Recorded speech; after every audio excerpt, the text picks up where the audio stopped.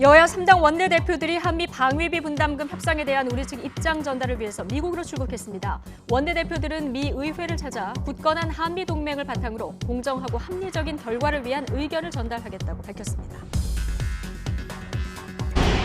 코레일 노사의 막판 협상이 결렬되면서 철도노조가 총파업에 들어갔습니다. 수도권 광역전철과 KTX, 새마을호 등이 감축 운행에 들어가 불편이 불가피한데 코레일 사장은 예고된 파업을 막지 못해 걱정과 불편을 끼쳐 죄송하다고 사과했습니다.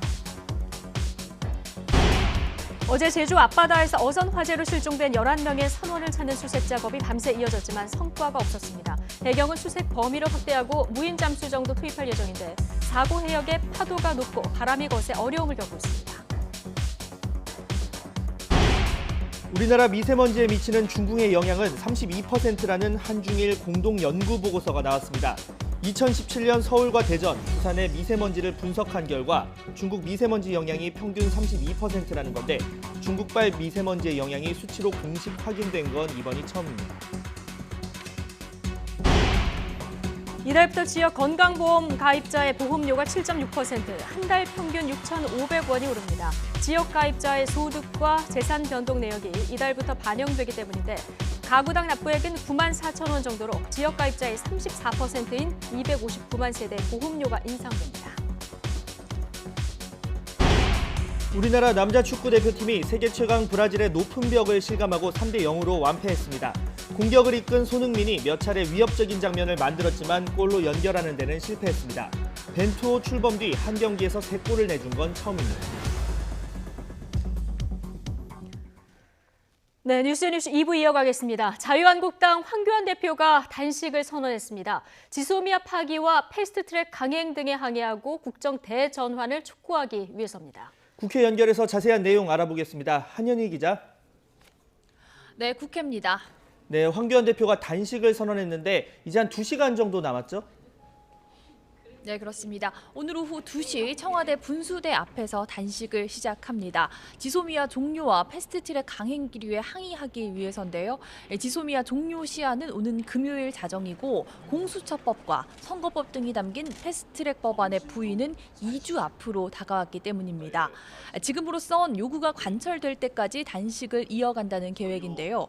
박맹우 사무총장은 기자들과 만나서 정치 공학이 아닌 나라를 위해 목숨을 거는 일이라고 목소리를 높이며 야당이 아무리 이야기해도 꿈쩍도 하지 않는 상황에서 온몸을 던지는 것 말고는 할 수 있는 게 없다라고 말했습니다. 황 대표 역시 오늘 오전 회의에서 여느 때보다 문재인 정부를 더 강하게 비판했습니다. 대통령의 안보 포퓰리즘에 이 나라의 안보가 속절없이 무너질 위기에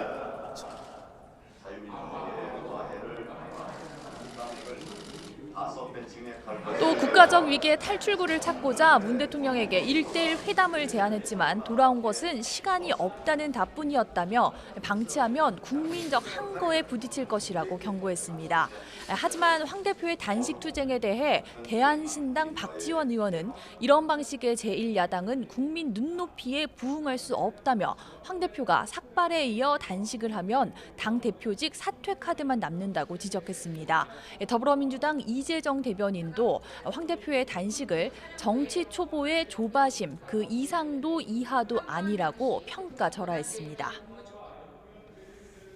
네, 자 이런 가운데 여야 3당 원내대표 방위비 분담금과 관련해 우리 국회 입장 전하기 위해서 미국으로 출국했죠?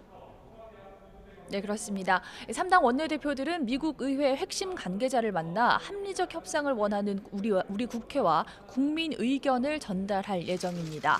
3당 원내대표들은 출국 전 공항에서 기자들과 만나 초당적 협력으로 의회 차원의 외교적 노력을 다하겠다고 각오를 다졌습니다. 발언 직접 들어보시겠습니다.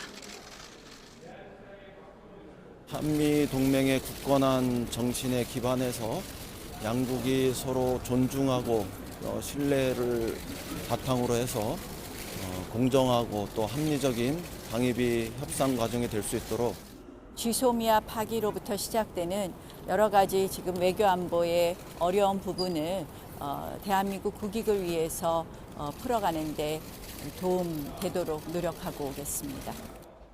한미 동맹은 더욱 튼튼히 그리고 방위비 분담금은 더욱 공정하게라는 기본적인 원칙을 가지고 의회 외교에 나서도록 하겠습니다. 오늘 공항에는 굴욕 외교는 안 된다는 피켓을 든 시민단체 회원도 찾았습니다. 한국당 나경원 원내대표가 발언할 때 소리를 지르는 등 소란이 있어 나 대표의 발언이 잠시 중단되기도 했는데요. 이 장면도 보시겠습니다. 참 답답하고 안타깝습니다. 한미동맹을 손실하는 나경원 대표님 자격 없습니다. 미국에 가지 마십시오. 미국의 편만 들 거면 미국에 가지 마십시오. 원내대표들은 미국에서 찰스 그레슬리 미 상원 임시의장과 코리 가드너 외교위원회 동아태 소위원장 등을 만날 예정입니다. 또 스티븐 비건 미 국무부 대북정책 특별대표와의 면담도 예정된 만큼 북미 비핵화 협상과 관련한 이야기도 나눌 전망입니다. 지금까지 국회에서 YTN 한현입니다. 네, 철도노조가 오늘 오전 9시부터 무기한 총파업에 돌입했습니다. 일부 열차의 운행이 중지되거나 지연되면서 파업 사실을 모르고 역을 찾은 시민들이 발길을 되돌리는 일도 벌어지고 있습니다.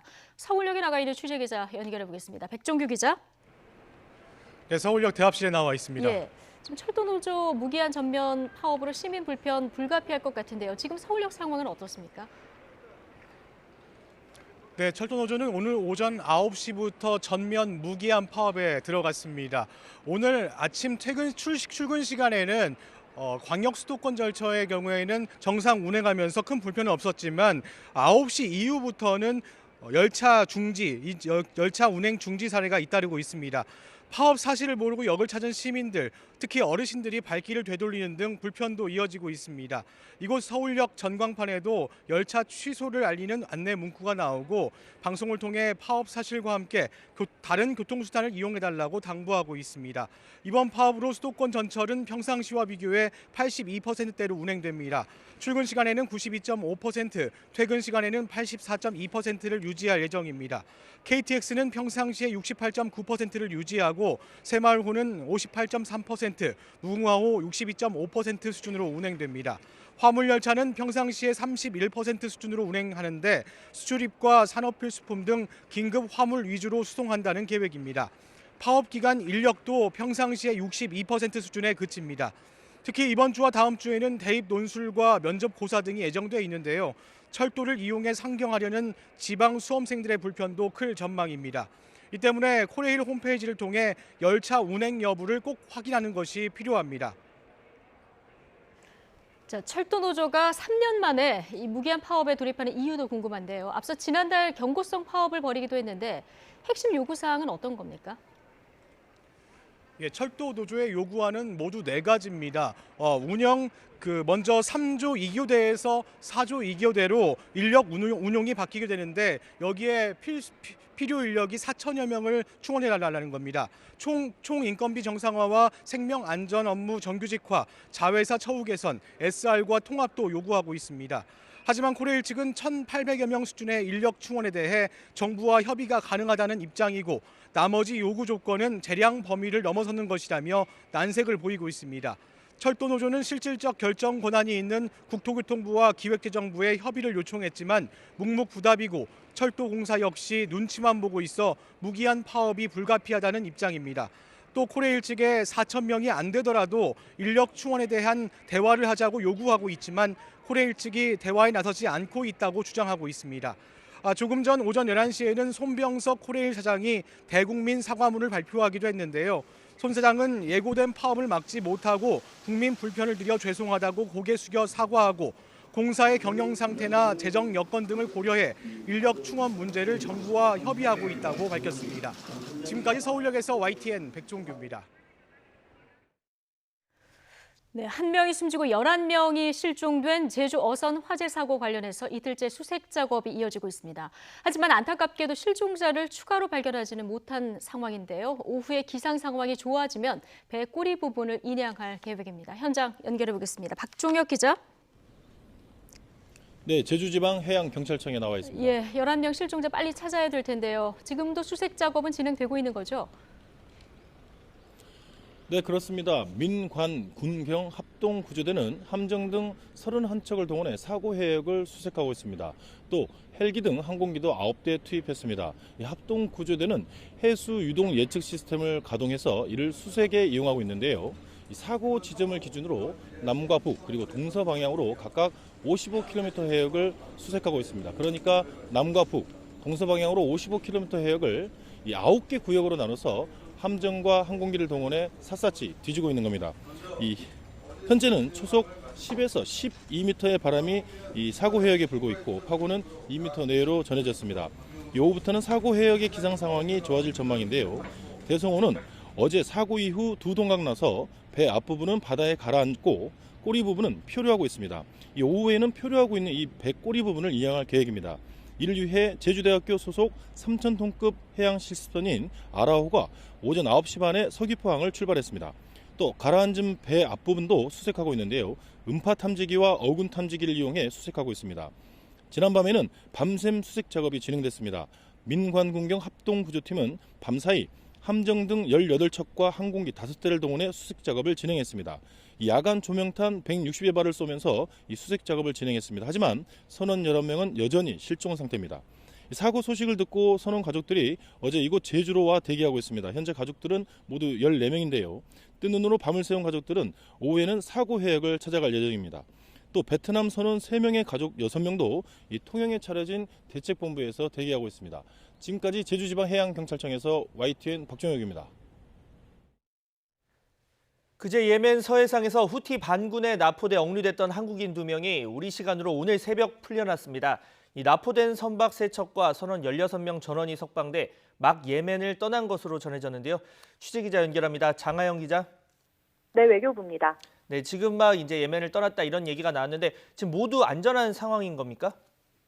네, 외교부는 우리 시간으로 오늘 새벽 0시 40분쯤 억류돼 있던 우리 국민이 풀려났다고 밝혔습니다.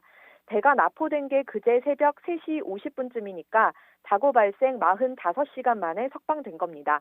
외교부는 한국인 2명과 함께 억류됐던 외국인 14명, 또 납포된 선박 3척도 모두 함께 풀려났다고 밝혔습니다.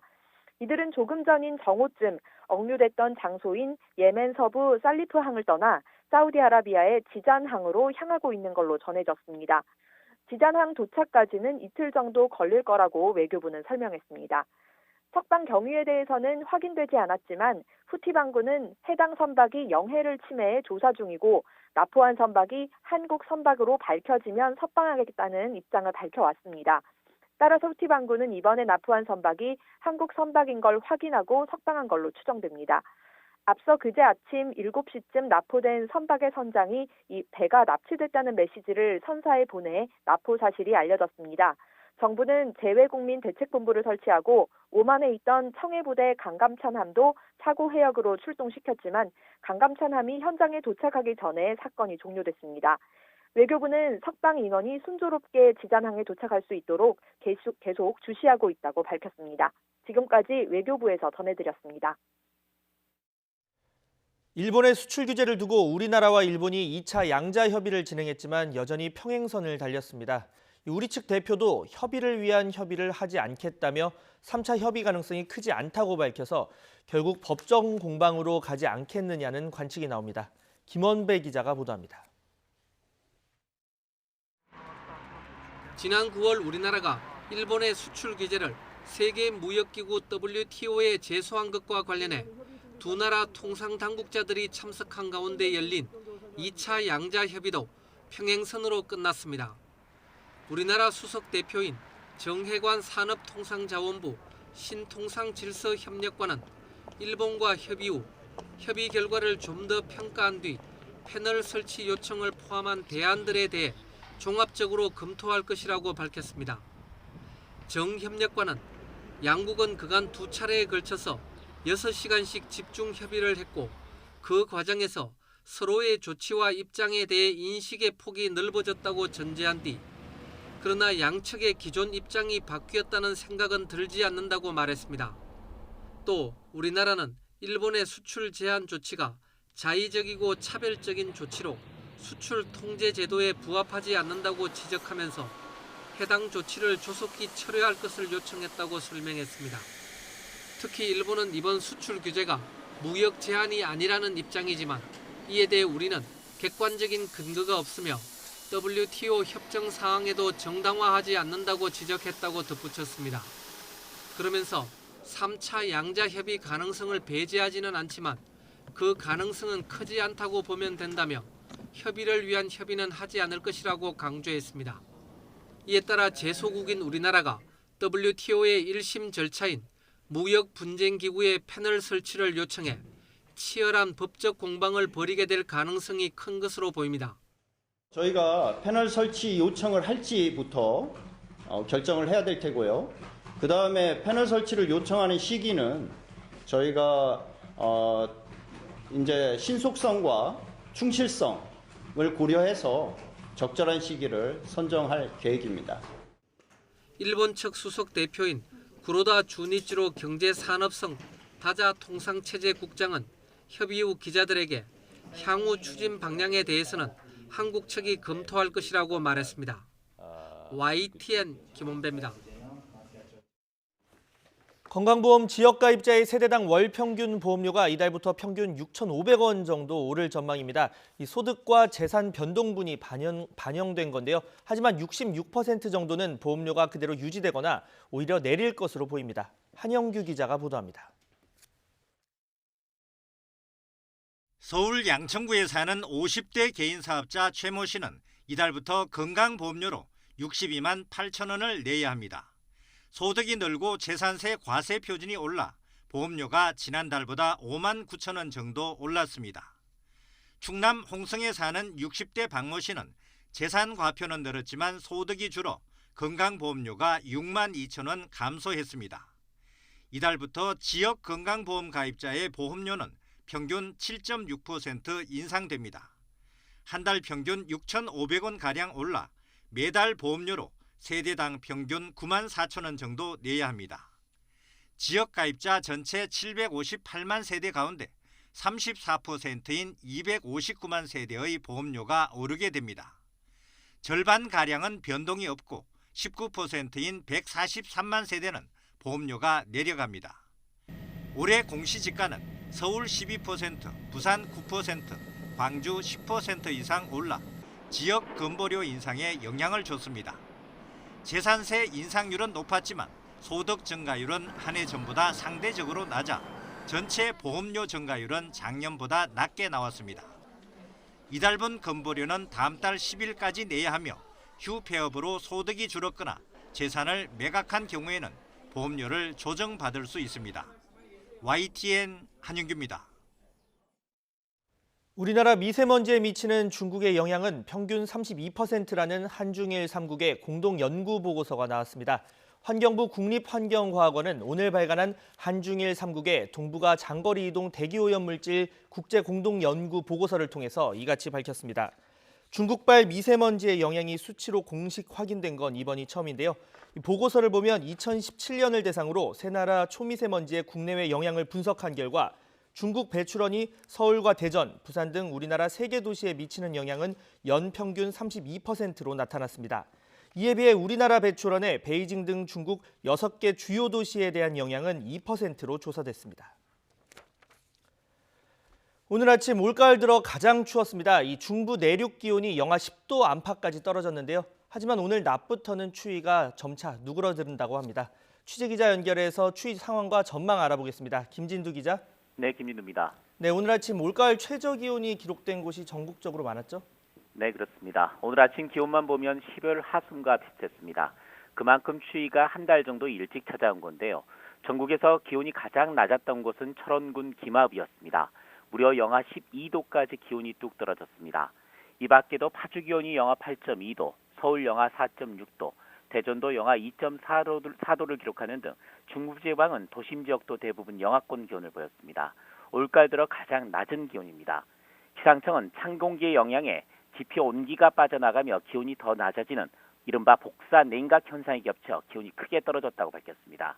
하지만 이번 추위는 오늘 아침을 고비로 점차 누그러들고 있습니다. 내일 낮부터는 완전히 풀릴 것으로 보입니다.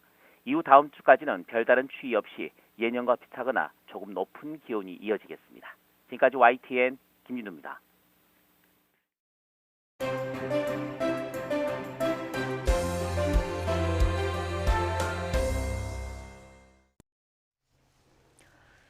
네, 문재인 대통령과 국민과의 직접 소통으로 주목받은 국민이 묻는다. 2019 국민과의 대화. 자, 어제 2시간 가까이 열띤 문답이 오간 가운데 사전 각본 없이 진행되다 보니까 엇갈린 평가도 나오고 있습니다. 어제 국민과의 대화, 정치권 반응은 어떤지 강선우 전 더불어민주당 부대변인 그리고 이상일 전 새누리당 의원과 자세한 얘기 나눠보겠습니다. 두 분 어서 오십시오. 안녕하세요. 안녕하세요. 자, 검찰 개혁 문제에서부터 부동산 문제, 지소미아 문제, 100분이 넘는 시간 동안 다양한 주제의 질문과 답이 이어졌는데요. 주요 내용 영상으로 먼저 보고 오시겠습니다. 예, 제가 이렇게 마음이 약해서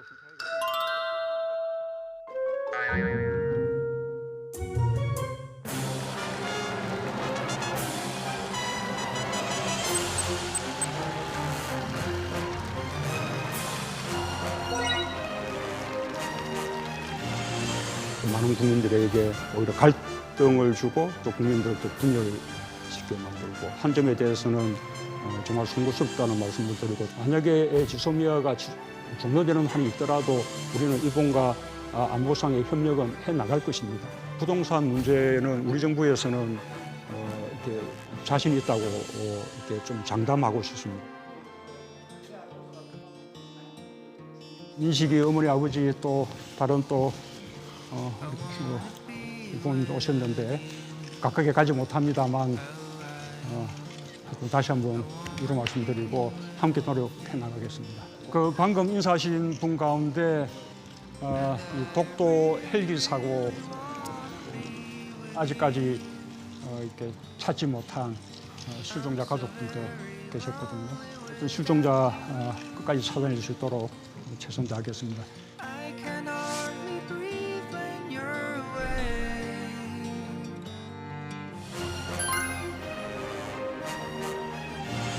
대통령님은 이 문제가 어떻게 해결돼야 한다고 생각하시나요?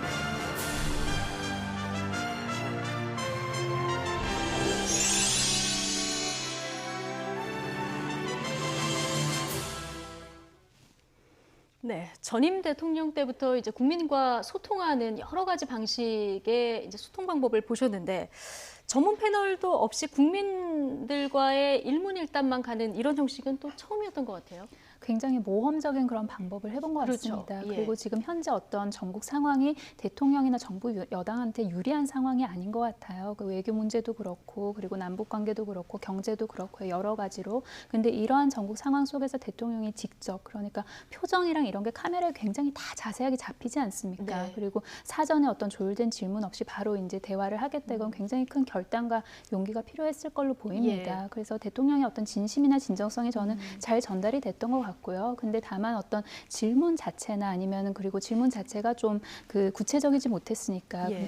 구체적인 답변을 기대하는 그런 국민의 기대에는 조금 못 미친 그런 아쉬운 부분은 분명히 있는 것 같아요. 근데 예. 그건 형식 자체에서 오는 한계일 수밖에 없었던 것 같고요. 그리고 그 어떤 질문을 했던 영역이나 아니면 질문 자체에 대한 비판도 오늘 그 언론을 보니까 꽤 많이 나와 있던데 저는 그거는 좀 당연할 수밖에 없지 않나라는 생각이 드는 게 이제 저기 참석을 하신 국민들께서 어떤 국민의 대표나 어떤 대의 기관으로서 나오신 게 아니지 않습니까? 예. 그렇다면 이제 당사자에게 가장 어떤 절실한 내지는 당사자가 궁금한 질문을 할 수밖에 없었다. 그리고 대통령으로서도 그런 어떤 개인사 관련된 그런 준비보다는 좀 전반적인 그런 뭐 객관적인 자료든 아니면 정책이든 이런 걸 더 많이 준비를 하셨을 텐데, 그러니까 개인사에 대해서 또 정확하게 대답해 주시기는 예. 조금 어렵지 않았나 그런 생각이 듭니다. 이상일 전 네. 의원께서는 전체적으로 어떻게 보셨습니까? 저도 처음부터 끝까지 봤는데요. 예.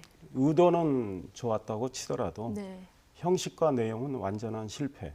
예, 우리 국민의 기대에 결과적으로 너무 뭐 의도만 좋았다 이런 평가하십니까? 그렇게 예. 생각합니다. 그러니까 마치 소득주도 성장, 의도는 좋다고 봅니다. 예. 그러나 현장에서는 뭐 대다수가 아니라 거의 100%에 가까운 경제학자들이 실패라고 지금 이야기를 하고 있고 통계도 그렇게 나오고 있는데 비슷하다. 그러니까 대통령이 각본 없는 건 인정해요. 물론 각본이 예.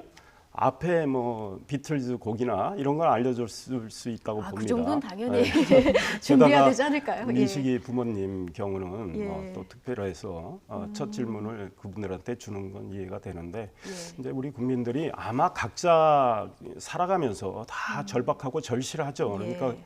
본인들의 이야기를 이제 하셨고 사실 질문이 아닌 민원이 읍소가 훨씬 많았지만 뭐 그거를 또 대통령이 듣고 말씀하시는 건 좋다고 봅니다. 그러나 이제 우리 국민들이 궁금해하는 국정의 주요 현안에 대해서 예컨대 한미동맹, 북한 핵 문제, 소위 자사고 폐지 문제, 뭐 정시 확대 문제, 많은 정말 중대한 문제들이 있는데 이런 거에 대해서 질문이 나오질 않았고 또 대통령 말씀을 듣기 어려웠고 그다음 질문자 선정이 제대로 됐는지도 좀 의문입니다. 물론 방송사가 주관을 했기 때문에 방송사는 이미 16,000여 명의 질문지를 받아서 나중에 전달한 거 아닙니까?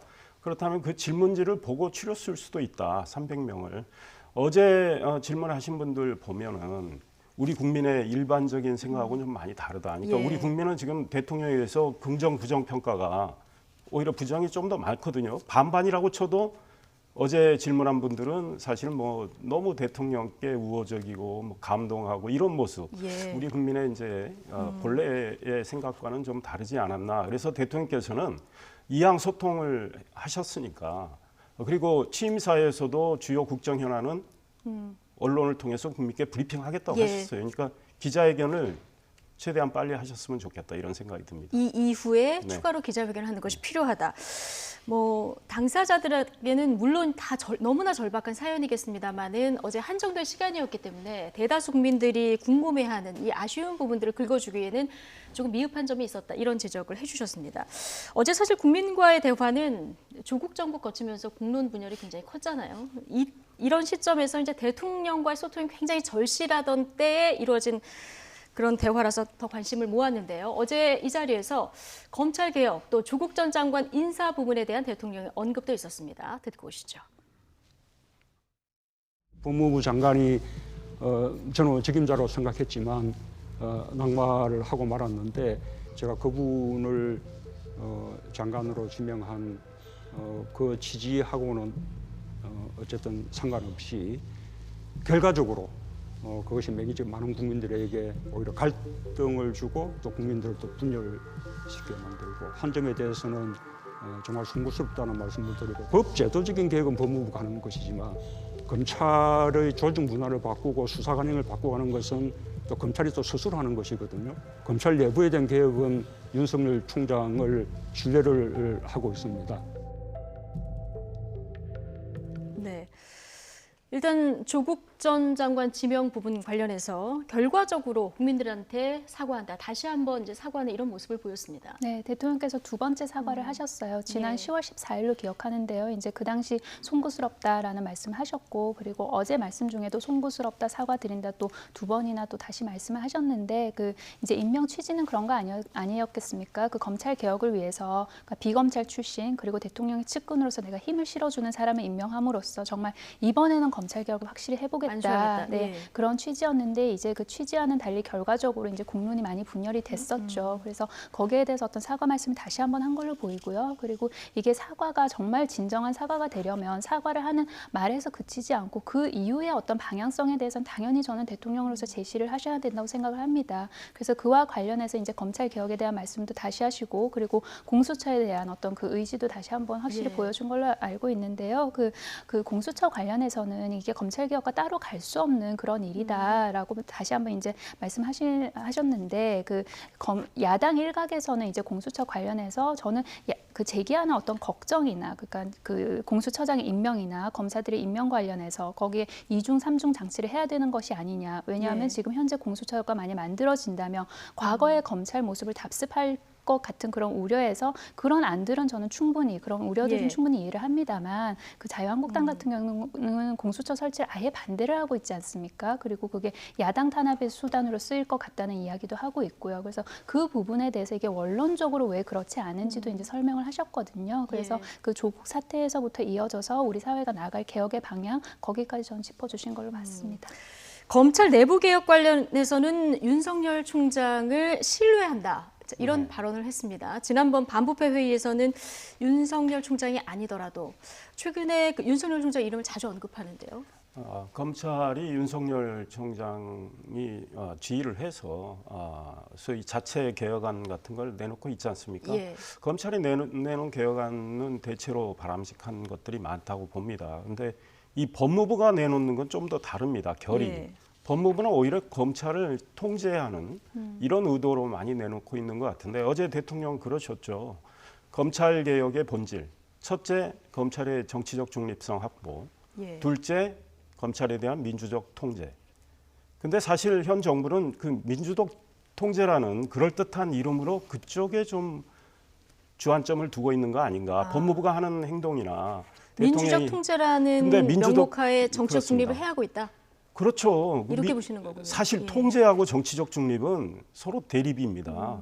그러니까 민주적이라는 말을 형용사를 붙여서 그렇지 통제를 권력이 하기 시작하면 검찰이 정치적 중립성을 담보할 수 있겠습니까?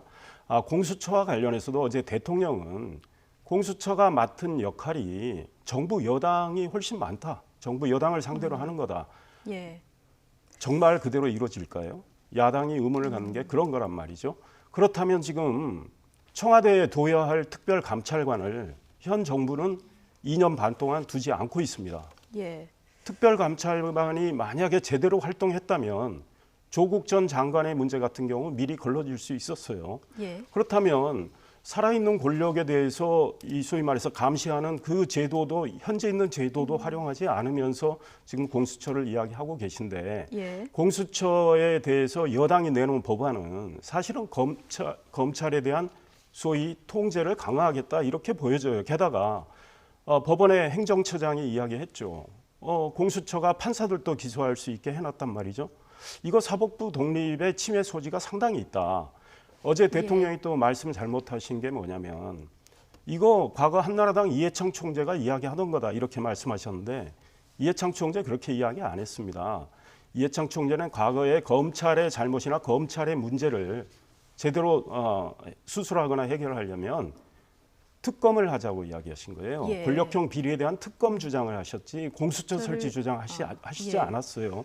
그에 대해서는 이미 사전에 이해창 총재 쪽에서 이야기했었는데 네. 그 청와대 참모들은 제대로 그걸 보고도 안 하고 어제 예. 대통령은 틀린 이야기를 하셨다. 그래서 그렇군요. 대통령 의도와 달리 공수처가 신설되면 조국 장관 같은 경우에 공수처가 우리가 그건 수사하겠다. 검찰이 하지 마라 하면 공수처가 수사해서 유야무야 시킬 가능성도 배제할 수 없고 또 야당을 타겟으로 집중 수사할 가능성도 배제할 수 없다. 그러니 대통령 말씀대로 검찰 개혁을 제대로 한다면 첫 번째 예. 정치적 중립의 주안점을 둬야 된다 이 생각입니다. 네.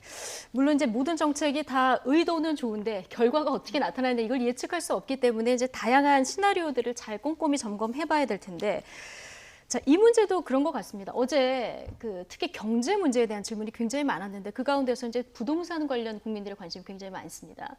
대통령이 반드시 그 집값은 잡겠다, 자신 있다 이런 의지를 이제 다시 한번 표명을 했는데 지금 집값이 사실 또 오르고 있거든요. 이게 부동산 정책이 부동산 정책 하나로만 갈 수가 없고 교육 정책하고도 연결돼 있고요. 또 좋은 취지로 정책을 하지만 뭐 대출 규제나 이런 부분 통해서 또 거꾸로 되는 결과를 낳을 수도 있고 이런 부분이 있어 참 어려운 문제거든요. 네. 이 부분은 어떻게 보십니까? 말씀하셨다시피 부동산 정책이 정말 가장 복잡한 문제 중에 네. 하나인 거는 분명한 것 같습니다. 그 대통령께서 이제 집값을 반드시 잡겠다, 부동산 정책 반드시 잘하겠다는 거는 가고 있는 방향성에 대해서 이제 옳은 방향성이다라는 것에 대한 전 설명이었다고 보는데요. 그 이제 집값이 그러니까 더 양극화되고 있죠. 그러니까 지방 같은 경우는 더 떨어지는 것이 사실이고, 그리고 서울 같은 경우에는 더 오르고 있는 것도 사실이고요. 그렇다면 거기에 대한 이제 여러 가지 원인이 있지 않겠습니까? 예. 그리고 앞서 말씀하셨다시피 교육 정책도 있을 것이고, 그리고 이 교육이 단지 이제 교육에서 머무는 것이 아니라 그 취업이나 그 미래로 이어지지 않습니까? 그렇다면 그 취업 관련해서는 또 미래에 대한 불안과 연결시켜야 되는 부분이 있는 것이고요. 그렇다면 그건 또 다시 이제 복지의 문제가 되는 것이고, 이렇다시피 여러 가지 덩어리를 얽혀서 굉장히 복잡한데, 그런 원인과 더불어서 집값을 지금까지 잡지 못했던 또 다른 큰 원인 중에 하나는 지금까지는 경기 부양의 수단으로 건축을 썼다는 그런 이야기를 하셨죠. 그래서 예. 여러 가지 이제 원인을 짚으면서 문재인 정부는 경기 부양을 위해서 건축 정책을 쓰지 않겠다. 이제 그 말씀을 한 번 더 하신 걸로 보이고요. 이게 전체적인 그 국가 균형 발전 관점에서 이제 예. 주거 안정으로 가야 된다는 방향은 분명하지만 그 안에서 이제 그 부동산을 주거 정책으로만 볼 수 없는 게 이게 또 투자 내지는 투기로 이어지는 게 있지 않습니까? 그렇다면 그거는 그것대로 이제 그 강론적인 그런 정책으로 가야 될 것이고, 그리고 전반적으로는 이제 인프라를 구축을 해서 내가 살 곳을 예. 선택할 수 있는 그런 국가로 가는 게 가장 바람직한 방향이겠죠. 그래서 저는 방향성을 제시를 했다. 그리고 강론에 있어서는 이제 그 시행하고 있는 어떤 정책들이 정말 부작용이 하나도 없다면 좋겠지만 당연히 부작용이 또 나타날 수밖에 없지 않겠습니까? 그럼 그것대로 또 저는 대응을 해야 된다고 생각합니다. 예. 경기 부양을 위한 수단으로 사용하지 않겠다. 어제 이런 얘기를 했는데 진짜 말씀하신 대로 부동산 문제 정말 어렵습니다. 지금 경기는 사실상 죽은 셈이에요. 그러니까 오히려 뭐 부동산에만 치중할 이유는 없지만 지금 경기 부양책을 쓰기 위해서 재정을 그렇게 막 풀고 있는 거 아닙니까? 게다가 지금 SOC 뭐 토목이라고 해서 안 하시겠다고 처음에 뭐 대선 때는 약속을 하셨다가 지금 내년 선거 앞두고 예타 전부 면제해서 지금 얼마나 많은 SOC를 지금 예산을 투입하겠다고 합니까? 그러니까 대통령 말씀이 좀 제가 보기에 자가당착적인 측면이 있고 부동산 문제만큼은 자신 있다고 장담한다. 이 말씀 우리 국민들이 어떻게 받아들일까요? 특히 서울뿐 아니고 수도권은 계속 오르고 있습니다. 게다가 정부는 부동산을 잡겠다고 해서 17번의 정책을 썼지만 그게 지금 먹히지 않으니까 계속 오르고 있는 거 아니에요? 그런데 대통령은 또 쓰겠다는 말씀이에요. 또 규제로 이걸 해결하겠다. 제가 보기에 못 이길 것 같아요. 시장은 못 이깁니다. 시장을 못 이긴다. 그렇다면 대통령이 어제 공급 사이드의 이야기는 하긴 했습니다. 특히 청년층이나 신혼부부 이야기하긴 했지만 이 부동산에 대해서 공급은 공급대로 하면서 부동산 문제를 어떻게 이 치솟는 부동산에 대해서 해결할 건지 공급과 규제가 적절히 조화돼야 되는데 오로지 규제 일변도가 되니까 시장에 안 먹히는 이런 현상.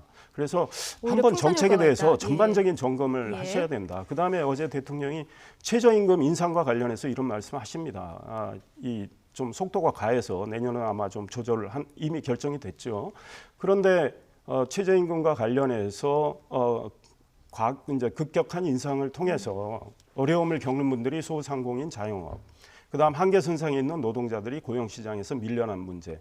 이걸 말씀하시면서 그런 어려움이 있을 수 있다 이런 표현을 하셨단 말이에요. 그런데 지금 현실은 정말 어렵습니다. 그래서 대통령이 현실을 정말 직시를 하시고 이분들에 대해서 어떻게 해결할 건지 어제 그런 답변을 하셨어야 되는데 그냥 있을 수 있고 안타깝다 이 정도 말씀에 머물렀다. 그러니까 대통령의 전반기에 이 정책 전반에 대해서 대통령의 어떤 진정한 어떤 성찰, 반성, 그러니까 잘못할 수 있죠. 잘못한 거는 바꾸면 되는데 개선해 나가는 의지 이런 것들이 안 보였어요. 우리는 올바른 방향을 잡았고 성과가 나고 있다. 그래서 후반기도 그대로 가겠다 그랬는데 조국 전 장관 이야기도 나왔지만 인사 실패 문제, 그래서 국민 통합이 제대로 안 됐던 문제 이런 것들에 대한 변화를 주시겠다. 이런 의지를 국민들은 더 듣고 싶었을 거다 이런 생각합니다. 알겠습니다. 이 밖에도 뭐 지소미아 문제, 모병제 문제 다양한 주제들에 대한 질의가 있었고 또 대답이 있었는데요.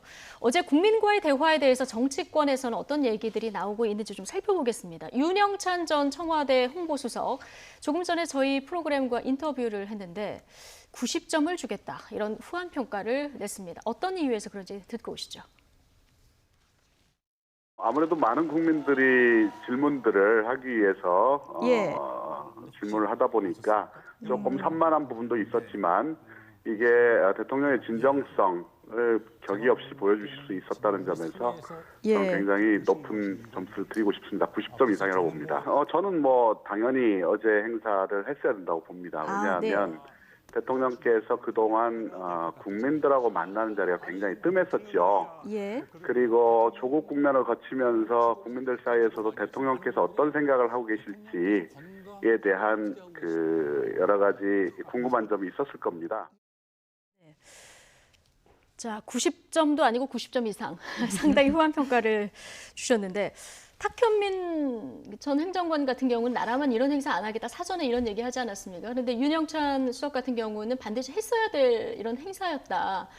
그리고 제가 이제 추가 질문을 드렸습니다. 아까 잠깐 언급을 해주셨습니다만 별도 기자회견이 필요할 것 같냐 그랬더니 필요할 것 같지만 내년 연도 기자회견에서 들을 수 있다 이런 얘기를 했거든요. 아까 이상일 전 의원께서는 별도의 기자회견이 조만간 필요하다는 의견을 주셨고요. 강선우 전 대변인 어떻게 보십니까? 그 기자회견이 필요하다는 것 자체는 이견이 크게 없는 것 같아요. 예. 단지 이제 그 어떤 시기의 문제인 건데. 언제 할 것인가? 그러니까 이제 그 지금 한아세안 정상회담을 앞두고 있지 않습니까? 예. 그리고 나서 이제 바로 연말입니다. 그렇다면 지금까지 이슈를 어느 정도 정리를 한 다음에 그 연두에 좀 한 번쯤 하는 게 좋겠지 않나. 저는 윤영찬 수석은 그런 이야기를 한 것 같고요. 예. 그리고 그 강선우 대변인은? 저도 그 정도가 좀 적절하지 예. 않을까라는 생각이 듭니다. 그 마무리하는 의미도 있고 평가를 하는 의미도 있고 그리고 이제 새 메시지를 내는 그런 의미도 있을 테니까요. 그래서 기자회견이 필요하다 거기에 대해서는 저는 이견이 없다고 생각을 합니다. 그리고 그 어제 이제 그 국민과의 대화 형식에서 그 좀 평가가 갈린 부분, 그 탁현민 행정관이나 아니면 윤영찬 수석이 네. 저는 평가가 갈렸다기보다 이제 그 윤영찬 수석 같은 경우는 어제 그 대화를 보고 나서 이제 소회를 밝힌 것이고 그리고 탁현민 행정관 같은 경우는 본인이 기획자로서 그러니까 연출가로서 이 행사를 어떻게 하면 기획을 더 잘할 수 있었을 텐데라는 그런 아쉬움을 이야기를 한 것이지. 사전에 한 그렇죠. 인터뷰고요. 예, 그 예. 국민과의 어떤 직접적인 소통이나 대화를 하려는 그런 의지에 대해서 비판을 한 게 아니거든요. 그러니까 굉장히 그냥 연출가, 직업적인 면에서 봤다 저는 그렇게 생각합니다. 이 앞으로 반면 청와대에서 문재인 대통령 재임 중에 이런 형식의 대화를 또 할까요? 안 할 겁니다. 안 할 거다. 네, 예. 아마 실패로 생각할 거예요. 예. 그런데 아마 다음 정부에서도 안 할 겁니다. 이런 형식은. 그런데 또 교훈을 얻을 수 있죠. 그다음에 기자회견을 이제 말씀을 하시는데 기자회견은요 많이 할수록 좋다. 저는 이런 생각입니다. 제가 기자 출신이라 그런지 몰라도 트럼프 대통령 보세요. 예. 거의 매일 기자회견을 하는 겁니다. 기자 간담회를 하잖아요. 백악관 기자들 다 물어봅니다. 네. 시간 제한 없어요. 그리고 한번 물은 사람이 계속 추가 질문하도록 내버려 둡니다. 우리 대통령 저 주요 현안에 대해서 수시로 언론을 통해서 국민에 브리핑하겠다고 하셨는데 지금 안 하셨어요. 그러니까 전 정부하고 다를 바가 없어요. 뭐 1년에 한 번 연두 회견. 그런 이제 회견 방식은 권위주의적인 방식이에요. 대통령이 정말 예컨대 지소미아를 22일 자정으로 어떻게 하실지 자정부터죠? 그렇습니다. 예. 그럼 만약에 정말 어제 말씀하신 거로 보면 종료하실 것 같은데 네. 그 이후에 후폭풍에 대해서 국민들은 많이 걱정을 할 겁니다. 그때 대통령이 국민께 설명 또 하셔야죠. 앞으로 어떻게 대처해 나가겠다. 예. 저희가 보기엔 주요 현안에 대해서 계속 말씀을 하시는 게 진정한 소통이고 또 뭐 국민의 여러 가지 의견들이 있지만 또 야당의 뭐 비판도 있고 근데 야당의 비판 중에 정말 합리적이라고 판단이 든다면 그걸 받아서 수용하는 게 또 진정한 소통이에요. 뭐 질문은 질문대로 해라 나는 나대로 간다 이런 방식보다는 좀 그래야 상호 소통이 되는 거 아니겠습니까? 그래서 한 발씩 정치라는 게 어떻게 정답이 다 하나만 있겠습니까? 그러니까 정답이 없는 문제도 정답을 찾아가는 이런 모색의 정치 이런 것들이 좀 필요하다 이런 생각이 듭니다. 예, 그렇게 뭐 사안마다 국민들하고 소통할 수 있으면 좋겠습니다만은 뭐 한 아세안 정상회의도 곧 있고요. 뭐 일정이 꽉 차 있다 보니까 이게 현실적으로 좀 쉬울까 이런 생각은 듭니다. 지금 윤영찬 전 수석의 얘기 들어보셨고요. 야권에서는 좀 다른 평가도 나옵니다. 어떤 목소리들이 나왔는지 듣고 오시죠. 저는 이것은 한마디로 아마추어 정권의 아마추어스러운 대화 그 자체였다 이렇게 생각을 합니다. 국민과의 대화가 아니라 문재인 대통령 자기 자신과의 대화에 불과했다고 판단이 됩니다. 문재인 정부 들어서 실패한 정책에 대해서는 잘못을 인정하기는커녕 오로지 남 탓, 내 탓, 야당 탓, 또 이번에는 검찰 탓까지도 추가를 했습니다. 문재인 정부 들어서 전 월세 가격이 안정됐다. 또 전쟁의 위험이 제거됐다. 모든 것이 나아지고 개선되고 있다. 대통령의 빗나간 현실 인식은 잠 못 이루는 밤에 저는 폭탄을 던진 것이다 이렇게 생각합니다. 비서실장 할 때나 이런 청와대 경험을 보면은 대통령의 기자회견, 국민과의 대화는 역시 연출을 하지 않으면 산만해 보여요. 그래서 어제도 핵심을 벗어나고 좀 산만해 보여가지고 저는 탁현민 전 행정관의 말이 옳았다. 그리고 탁현민 전 행정관의 빈자리가 저렇게 크구나 하는 것을 느꼈습니다. 국정에 대한 핵심 사항이 아니라 일반 국민, 서민들이 느끼는 애로사항이나 자기들의 고충을 질문하는 그러한 자리였기 때문에 저는 나쁘게 보는 게 아니라 이러한 다양한 질문이 나올 수 있도록 조금 연출이 필요했었다 하는 것을 지적하지 그게 어떻게 뭐 일부 언론에서 얘기한 대로 또 쇼다 뭐 아무것도 아니다 이런 것은 아니죠. 네. 박주원 의원은 전체적으로 탁현민 전 행정관의 빈자리가 크다 뭐 이런 얘기였고요. 지금 정우택 의원 얘기 들어보면은 국민과의 대화라기보다는 대통령 자신과의 대화였다 이렇게 혹평을 내놨는데요. 어떻게 들으셨습니까? 저는 야당 입장에서는 여러 가지 그 뭐 국정을 운영하는 방식이든 대통령이 국민과 소통하는 방식이든 분명히 비판할 수 있다고 생각을 합니다. 근데 그 정우택 의원이 이야기한 중에 뭐 이제는 용서할 수 없다 뭐 이런 워딩도 있었던 걸로 알고 있는데요. 그거는 좀 너무 나간 비판이 아닌가라는 그런 생각이 들고요. 그리고 이게 국민과 직접 대화를 하시는 거였잖아요. 그래서 저는 큰 취지 중에 하나는 대통령이 시민적 감각을 나는 잃지 않겠다 그런 의지가 반영된 걸로 보입니다. 그리고 산만하다는 비판이 있는 게 사실이죠. 근데 국민과 저렇게 직접 소통하는 게 정말 이렇게 프로페셔널하게 정말 정리가 되고 매끄러울 수는 없지 않습니까? 그래서 우리가 지금까지 너무 정리된 내지는 이제 프로페셔널들이 하는 그런 대화의 모습만 봐서 그러는데 저는 국민과 직접 대화하실 때는 어느 정도 산만하면 우리가 충분히 좀 용인 가능한 수준이 아닌가라고 생각합니다. 임기 후반기에 이제 야당과 협치가 굉장히 필요한 시점인데요. 참 이게 건건이 지금 여야가 이제 대립하는 이런 모습도 볼 수 있는데, 자, 황교안 한국당 대표, 제1야당 대표. 지난번에 청와대 앞에서 삭발했는데 오늘 오후 2시부터 이제 단식에 돌입한다 오늘 이런 선언을 했어요. 네, 2시에 아마 왜 하시는지를 본인이 직접 설명하실 것 같은데 짐작컨대는 지금 패스트 트랙에 올라간 법안 처리 문제 그게 아마 이제 12월 초로 예상이 된단 말이죠. 특히 가장 민감한 건 선거법 개정안, 특히 한국당이 반대를 하고 있는 상황에서 일방적으로 패스트 트랙에 올라가 있고 또 고위공직자 범죄수사처 신설 법안, 한국당이 반대를 하고 있는데 만약에 한국당이 반대하는 상황에서 소위 본회의에 상정을 해서 국회의장이 처리하려고 한다면 그거는 안 된다라는 경고를 보내기 위해서 또 지소미아와 관련해서 지금 급박한 문제인데 그거를 포함한 여러 가지 국정 현안에 대해서 황교안 대표가 대통령과 좀 만나서 허심탄회하게 한번 이야기를 해서 좀 해법을 도출해보자 이런 취지로 여야 영수회담 제안을 하셨는데 청와대가 이제 물리적인 시간이 없다면서 거부를 했죠. 그러니까 이게 어떻게 보면 다른 좀 방식이 직접적인 좀 원인이 됐다고 봅니다.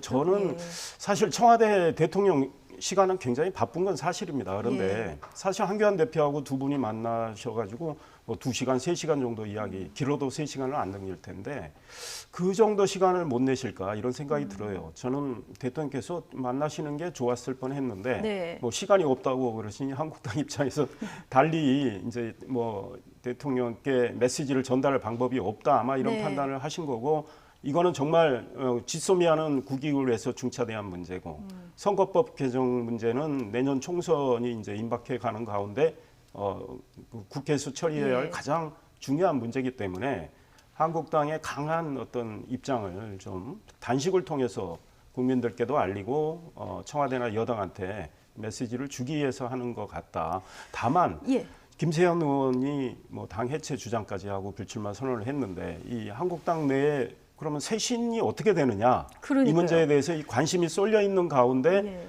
이 단식 카드를 꺼내셨기 때문에 이 쇄신의 이 분위기를 좀 소위 초점을 저쪽으로 돌리는 차원에서 하는 거 아니냐 이렇게 기자니까 그런 해석도 당내에서 나오는 나올 수 있습니다. 희석시키는 행보 아니라 이런 저는 네 그렇습니다. 황 대표께서 쇄신 의지는 저는 분명히 있다고 봅니다. 그다음 통합 의지도 있는데, 그러니까 김세현 의원의 뭐 표현을 가지고 뭐 일부 의원들이 시비를 거지만 그 진정성을 확 수용해서 오히려 황 대표가 그거를 쇄신의 동력으로 삼을 수도 있는데 아직까지는 그런 모습은 좀 덜 보이셨는데 결과적으로 단식 투쟁을 하게 되면 한국당 내에 지금 쇄신 분위기에 도움이 될까요, 안 될까요? 이 부분은 어떻게 보십니까? 저는 하기 나름이다. 그러니까 소위 병행할 수도 있다고 봅니다. 단식을 하면서 쇄신 의지를 얼마든지 불태울 수 있고 당장 이제 쇄신한다면 그러면 구체적으로 국민들이 느낄 수 있어야 되는데 그거는 아마 하나 둘씩 차근차근 해놔야 된단 말이죠. 이게 수순이 있는 건데 그건 황 대표가 그걸 이제 보여줄 수 있는 건 보여주고 그다음 예컨대 공천 문제나 이런 건 시간이 걸린단 말이죠. 그럴 때 제가 행동으로 보여드리겠습니다. 공천을 통해서 어떻게 쇄신할지는 이런 메시지. 그다음 본인이 뭐 험지에 나가셔라, 뭐 불출마라 이런 이야기들이 많은데 본인이 내년 총선에서 어떻게 하실 건지 뭐 이런 것까지 해서 강력한 쇄신 의지를 담으면서 단식 투쟁도 할 수 있다. 그런데 이제 어떻게 하실지는 지켜봐야죠. 일단 오늘 오후 2시에 단식에 돌입하면서 어떤 메시지를 내놓을지 이 부분을 좀 주목해서 봐야 될 것 같은데 민주당에서는 정치 초보의 조바심이다 이런 그 혹평을 내놨고요. 그리고 박지원 의원은 이런 얘기를 합니다. 지금 정치인이 하지 않아야 될 3가지 중 2가지 이행에 돌입했다. 지난번에 이제 삭발을 했고 오늘 단식에 들어가면 이제 의원직 사퇴가 남는데 현역 의원이 아니라 의원직 사퇴는 못하지 않습니까? 불가능하니까 이제 당 대표직 사퇴만 남았다. 자, 이런 얘기를 했습니다. 자, 이 단식 카드 어떻게 보십니까? 이 시점에서. 저는 여러 가지 뭐 지금 날씨도 너무 춥고 그래서 좀 할 건 2시부터 이제 시작한다고 하셨으니까 좀 재고를 좀 하셨으면 하는 그런 바람입니다. 그 황교안 대표께서 이제 단식을 하겠다고 나열한 그런 이유가 전 굉장히 중차대하고 정말로 중요한 문제들이죠. 근데 이게 단식으로 접근해서 풀 수 있는 문제인가? 그건 아니라는 생각이 들거든요. 그리고 특히 이제 강조했던 그 패스트트랙 관련해서는 청와대보다는 국회의 그런 일이지 않습니까? 그리고 공수처 설치 관련해서도 그게 패스트트랙이 올라탄 법이니까 그건 입법부의 일이잖아요. 근데 그걸 이제 청와대 앞에서 대통령에게 주는 메시지로 단식을 한다. 저는 그게 뭔가 잘 안 맞는 것 같아요. 국회 내에서 어떻게든 풀어야 한다. 네, 저의 해석은 그러니까 이 단식의 이유 중에 이 패스트트랙 관련한 이유가 들어있는 것은 아마도 자유한국당 그러니까 자당에 던지는 메시지가 아닌가라는 그런 생각이 듭니다. 본인이 당 대표로서 모든 걸 책임지겠다. 우리 자유한국당 의원들은 모두가 무죄이다. 근데 막상 이제 수사가 들어가고 이제 그 사법 절차를 앞두고 있는 상황에서 사실 대표로서 책임질 수 있는 부분이 굉장히 한정돼 있거든요. 그래서 이제 그 의원들한테 내가 이렇게 단식까지 했다. 그런 메시지를 좀 던지기 위함이 아닌가라는 생각이 들고요. 그리고 지소미아가 이제 22일까지인데 그렇다면 그때 되면 이제 종료가 되는 거 아니겠습니까? 지금 현재 상황으로 본다면. 그렇다면 이게 단식으로 접근해서 풀 수 있는 일이 저는 전혀 없다는 생각이 들거든요. 그래서 여러 가지를 고려했을 때 좀 재고를 하셨으면 좋겠다는 생각이 듭니다. 날씨도 추운데 오늘 단식에 돌입하는 황교안 대표 좀 재고를 해줬으면 좋겠다. 강선우 전 민주당 대변인께서는 이런 얘기를 지금 해주셨고요. 황교안 대표 어제는 홍대 한 카페에서 청년층 표심을 잡기 위한 청년 정책 비전 발표 간담회를 열었는데요. 이 내용 잠깐 보고 오겠습니다. 당 윤리위원회 규정에 채용비리 범죄를 명시하겠습니다. 자녀 등 친인척의 채용비리 또는 입시비리가 밝혀지면 당 공천에서 배제하겠습니다. 이명박 박근혜 정부에서 했던 그런 정책에서 벗어나지 않았고 근데 솔직히 시간부터가 평일 오후 2시면 정상적으로 사회생활하는 청년들은 오지 말라는 소리입니다. 오늘 취지가 좋다는 얘기는 참 많이 하는데 그런데 하필이면 청년들 부르면서 평일 오후 2시 참 가기 힘든 시간 아니겠습니까? 그러니까 뭐 아주 여유 있는 청년이나 소위 일자리가 없는 청년 아니면 누가 가겠느냐. 아픈 지적이죠. 어제 굉장히 쓴소리가 많이 나왔습니다. 사실을 어제 저 장면들을 생중계를 했다면 아마 대통령이 국민과의 대화보다 훨씬 저는 밀도 있게 의미 있게 국민들이 평가를 했을 것 같아요. 근데 한국당에 저는 쓴소리였지만 결과적으로 약이 되는 거다. 한국당이 수용하기 나름이지만 굉장히 청년들이 한국당에 바라보는 시선이 아주 냉소적이다. 심지어 나는 한국당을 지지하지만 나는 쉐임 보수 이런 느낌이다. 한국당 그리고 노땅 정당이다. 한국당이 내놓은 정책이 너무 공허하다. 이제 이런 이야기들. 그래서 한국당이 아마 망치로 두들겨 맞는 그리고 황 대표도 굉장히 좀 뭐랄까 굳은 표정으로 메모를 하셨는데 이 청년들이 왜 이런 메시지를 던지느냐를 한국당이 곰곰이 생각해서 바꿔나가는 이 노력을 하면 좋겠다. 그리고 이게 일회성으로 끝나면 안 된다. 그러니까 청년들의 여러 가지 고민에 대해서 한국당 차원에서 좀 더 깊이 있게 그들에 다가가서 이야기를 듣고 해법을 나름대로 내놓는 이런 노력이 필요하다 이런 생각입니다. 여야 할 것 없이 뭐 청년 표심 잡기 지금 총선 앞두고 있어서 더 그런데 지금 이상일 전 의원 얘기해 주셨듯이 이게 선거 때 반짝 스타들 발굴해서 이렇게 끝나지 않습니까? 이런 부분들 청년들이 정치에 관심을 갖고 어떤 청년들을 위한 정책을 실질적으로 유도하려고 하면 보다 좀 근본적인 접근이 필요할 것 같아요. 그러니까 이게 얼마나 지속 가능한 정책을 내놓느냐, 예. 그리고 국회가 바뀌어도 그게 얼마나 계속해서 지속할 의지가 있느냐, 저는 그거를 보여줘야 된다고 생각을 하고요. 그리고 청년 세대, 지금 현재 청년 세대로 일컬어지는 세대를 세대로 접근하기에는 그들이 너무 통일된 그런 캐릭터가 없다는 생각이 들거든요. 예. 그래서 굉장히 다양한 그런 사회 인과학적 변인을 가지고 있는 그런 나이대이기 때문에 그 접근 방식을 아예 세대적인 접근이 아니라 뭔가 하나의 경험을 공유하는 코호트적 접근이 좀 필요한 게 아닌가 그런 생각도 듭니다. 그리고 그 자유한국당이 이제 어제 행사를 오후 2시에 한 거 관련해서는 저는 예.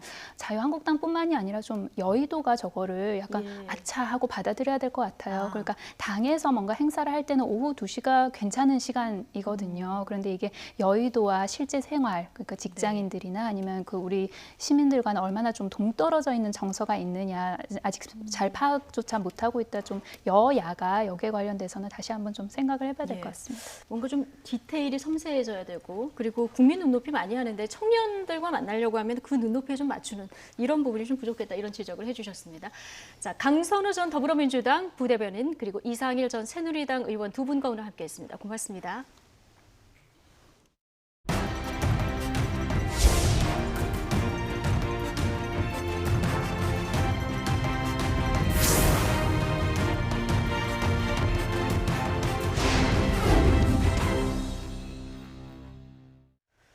마크 에스퍼 미국 국방장관은 대북 억지에 실패할 경우 오늘 밤에라도 싸울 준비가 돼 있다면서 북한을 압박했습니다. 한미 방위비 분담금 문제에 대해서는 부자 나라를 또 언급하면서 더 기여해야 한다, 대폭 증액을 거듭 요구했습니다. 워싱턴에서 강태욱 특파원이 전해드립니다. 에스퍼 장관은 자신의 과제가 북한의 나쁜 행위를 억제하는 데 최고 수준의 준비 태세 유지를 보장하는 것이라고 말했습니다.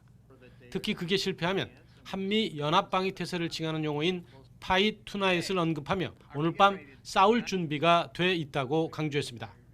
그러면서 한미 양쪽이 준비돼 있다고 완전히 확신한다며 미래에도 그럴 수 있을 것이라고 설명했습니다. Ensure we maintain the highest state of readiness so we're prepared to deter North Korean bad behavior, and if that fails, we're prepared to fight tonight. 이는 지난 17일 북미 협상을 위해 연합 공중훈련을 전격 연기한 것과 관련해 북한이 부정적 내용의 담화를 내놓은 데 대해 압박 카드를 다시 내민 것으로 풀이됩니다. 북미 협상을 주도하는 국무부는 북한의 반응에 대해 일일이 대꾸하지 않겠다는 모양새입니다. 트럼프 대통령이 싱가포르 약속을 진전시키는 데 계속 전념하고 있다는 종전 입장을 또 내놨습니다. 협상의 직접 당사자인 국무부는 북한을 테이블에 앉히기 위해 자극하지 않으면서도 국방부는 동시에 압박 카드를 지켜세우는 이른바 투트랙을 사용하는 셈입니다. 이런 가운데 에스퍼 장관은 방위비 분담금과 관련해서도 부자 나라를 또 언급하며 압박을 이어가고 있습니다. Look, as I said publicly the other day, South Korea is a wealthy country. They can and should contribute more. 다만 그 이상에 대해서는 국무부가 세부적인 사항을 해결하도록 남겨두겠다고 덧붙였습니다. 에스퍼 장관의 이번 언급은 한국에서 열린 분담금 협정 3차 협상이 파행한 뒤 나왔습니다. 트럼프 대통령의 의지가 강한 만큼 미국 당국자들의 압박은 이어질 수밖에 없을 것으로 보입니다. 워싱턴에서 YTN 강태욱입니다. 네, 미중 무역 협상의 교착 국면이 장기화되고 있는데요. 트럼프 미 대통령이 미중 간의 합의가 이루어지지 않으면 관세를 더 높일 것이라고 경고하고 나섰습니다. 자, 이런 가운데 마이크 펜스 부통령은 홍콩 사태가 미중 합의를 어렵게 만들 수 있다, 이런 우려의 메시지를 내놓는 등 대중 압박을 또 강화하고 있습니다. 이교준 기자의 보도입니다. 도널드 트럼프 대통령은 백악관에서 열린 강요 회의를 앞두고 미중 무역 협상과 관련해 합의가 이뤄지지 않으면 관세를 인상할 것이라고 경고했습니다. If we don't make a deal with China, I'll just raise the tariffs even higher. 미국은 2,500억 달러 규모의 중국산 제품의 관세율을 25%에서 30%로 올리겠다는 계획을 미룬 상태입니다. 미중 무역 협상의 교착 상태가 길어지자 중국이 미국 측 요구를 수용하지 않으면 합의문에 서명하지 않겠다고 다시 위협하고 나선 것입니다. China's moving along. Look, China's going to have to make a deal that I like. If they don't, that's it. 미중 양측은 지난달 고위급 무역 협상에서 1단계 합의에 상당한 진전을 이뤘지만 관세 인하 시기와 미국산 농산물 구매 규모 등을 놓고 막판 진통을 겪고 있는 것으로 알려졌습니다. 이 가운데 마이크 펜스 부통령은 인디애나폴리스 지역 라디오와의 인터뷰에서 미중 무역 협상의 걸림돌로 홍콩 사태를 거론하며 중국을 연이어 압박했습니다. 펜스 부통령은 대통령이 홍콩 사태가 적절하고 인도적으로 다뤄지지 않을 경우 중국과의 합의가 매우 어려울 것이라는 점을 분명히 했다고 강조했습니다. 여기에 미 하원에 이어 상원도 홍콩 인권법을 만장일치로 통과시킴에 따라 중국의 반발로 미중 갈등이 심화할 것이라는 우려가 커지고 있습니다. YTN 이교준입니다. 2002년 한일 월드컵의 영웅 인천 유나이티드의 유상철 감독 췌장암 4기로 투병 중이라는 사실이 어제 공개됐습니다. 이 10월 중순에 몸에 황달 증상이 나타난 등 이상 징후가 발생해서 정밀 검사를 받은 건데요. 이 정밀 검사 직후인 지난달 19일이었습니다. 강등 위기에 있는 인천 1대0으로 경기에서 이겼습니다. 그런데 끝난 뒤 인천 선수들도 그리고 이천수 전력 강화실장도 모두 울었습니다. 강등 위기에서 한 경기 이겼기 때문이라고 보기에는 좀 의아하다 이런 관측이 많이 나왔는데 이유가 따로 있었던 겁니다. 자, 유상철 감독 월드컵에서 2골을 기록했습니다. 이 98년 프랑스 월드컵 벨기에전에서의 투혼 그리고 또 2002년 우리나라의 월드컵 첫 승에 또 쐐기를 박은 이 득점포까지 당시 저도 고등학생이었는데 부산에 가서 직접 저 장면을 봤기 때문에 기억이 더 생생합니다. 자, 사실상 이 멀티플레이어라는 말을 처음 대중화시킨 선수였습니다. 이 나이가 들면서 공격에서 수비로 내려가는 경우는 종종 있었지만 유 감독은 달랐습니다. 이 팀의 필요에 따라 경기 중에도 카멜레온처럼 역할을 바꿨는데 그래서 공격수와 미드필더, 수비수로 모두 올스타에 뽑히기도 했습니다. 자, 2002년 월드컵 16강 이탈리아전이 대표적인데요. 이렇게 시작은 미드필더, 그런데 이후에는 수비 3명 중에 왼쪽 수비수, 또 이후에는 수비수 4명 가운데 중앙 수비로 이 팀 전술 변화에 따라 수시로 자리를 옮겼습니다. 이 감독에게 선수 교체의 폭을 넓혀준 유상철이 없었다면 대한민국에 4강도 없었을 겁니다. 자, 유 감독을 설명하는 또 하나의 키워드 대인배라는 겁니다. 이 프로구단은 경질이 아닌 계약 종료일 경우에는 보통 시즌이 끝나고 후임 감독을 발표하죠. 하지만 2012년 대전구단은 경기를 남기고도 후임 감독을 미리 공개해서 논란이 됐습니다. 마지막 경기 보이콧해야 하는 것 아니냐 이런 말도 나왔지만 유 감독은 팬들의 만류로 끝까지 그라운드에서 최선을 다했고 이 골을 넣은 선수들은 떠나는 감독에게 큰절로 보답을 했습니다. 자, 경기 도중에 저렇게 정말 완벽한 기회에서 선수가 홈런을 날려도 웃으면서 격려를 할 수 있는 감독, 네, 유상철 감독이고요. 또 건강 문제를 알고서도 독소를 제거한 뒤에 바로 경기장에 복귀할 정도로 팀을 먼저 생각을 했습니다. 자, 유 감독은 은퇴 뒤 사실 고등학교 때부터 한쪽 눈에 의지해서 축구를 했다 이런 사실을 털어놓았습니다. 자, 췌장암의 무서움을 굳이 거론하지는 않겠습니다. 특히 4기는 치료가 쉽지 않습니다. 하지만 이미 기적을 썼던 유 감독이기에 이 팬들은 병마를 이겨낼 수 있다고 기대하고 또 믿고 있습니다. 유 감독은 편지를 통해서 담담하게 소감을 밝히기도 했는데요. K리그 잔류 약속을 지키겠다며 또 인천을 믿고 응원을 해주시듯 저 또한 끝까지 포기하지 않고 버티고 버텨서 병마와 싸워 이겨내겠다고 팀을 먼저 생각하는 모습을 보였습니다. 유상철 감독의 쾌유를 기원합니다. 추위가 누그러들고 있지만 공기는 여전히 쌀쌀합니다. 오늘 아침 서울 기온은 영하 4.6도로 올가을 최저 기온을 보였는데요. 현재는 서울 기온 3.5도로 어제 같은 시각과 비슷해 쌀쌀하고요. 체감 온도는 0도 선에 머물고 있습니다. 초겨울 같은 추위가 이어지고 있는 만큼 따뜻한 옷차림으로 건강 관리 잘 해주시기 바랍니다. 오늘 아침 철원군 김하읍의 기온은 무려 영하 12도까지 떨어지면서 전국에서 가장 낮았고요. 대관령이 영하 9.2도, 파주는 영하 8.2도, 대전은 영하 2.4도 등으로 중부지방 대부분은 영하권의 추위가 이어졌습니다. 오늘 종일 맑은 하늘이 함께하겠고요. 미세먼지 걱정도 없겠습니다. 낮 기온은 서울이 6도, 대전이 9도, 광주 10도로 예년 기온을 2에서 4도가량 밑돌겠습니다. 내일 아침은 오늘보다 기온이 조금 오르겠지만 여전히 영하권의 추위를 보이겠고요. 낮부터 서쪽에서 따뜻한 공기가 유입되면서 예년 기온을 회복하겠습니다. 이후 별다른 추위 없이 맑은 날씨가 이어지다가 휴일에는 전국에 비가 내릴 전망입니다. 내일은 추위 속에 강원 영동 지역에는 건조주의보가 발효 중입니다. 산불 등 화재 예방에 각별히 주의하시기 바랍니다. 지금까지 YTN 최현미입니다. 수요일 뉴스앤이슈 여기서 마치겠습니다. 잠시 뒤 노종면의 더 뉴스가 이어집니다. 시청해주신 여러분 감사합니다.